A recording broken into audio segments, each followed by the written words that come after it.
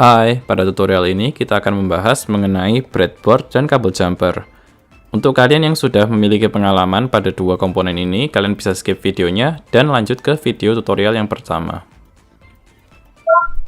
Bila kalian membeli starter kit dari twinolab.com, kalian akan mendapatkan 3 jenis breadboard.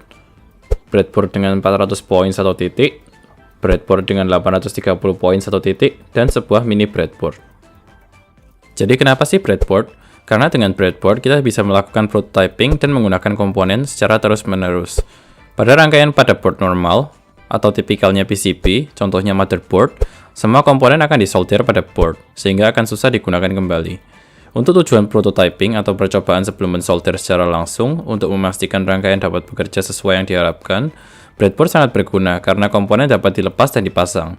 Begitu pula pada tujuan pembelajaran kita. Untuk mini breadboard, koneksi points dapat dilihat pada gambar di atas. Dengan poin-poin yang terhubung ini, akan memudahkan kita membuat rangkaian tanpa harus melakukan proses solder.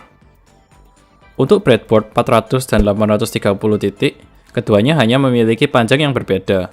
Namun, poin-poin yang terhubung memiliki rupa yang sama dan dapat dilihat pada gambar di atas. Perlu diperhatikan ada tanda plus dan minus pada dua jenis breadboard ini. Tanda ini hanya dimaksudkan sebagai visual yang memudahkan desainer mengingat. Semisal pada jalur plus, tipikalnya akan digunakan untuk koneksi ke kutub plus baterai, sedangkan jalur minus untuk koneksi ke kutub negatif baterai. Namun bila kalian menghubungkan jalur plus ke kutub negatif baterai pun, fungsinya akan sama seperti menghubungkan ke jalur negatif. Sekarang kita akan membahas mengenai kabel jumper.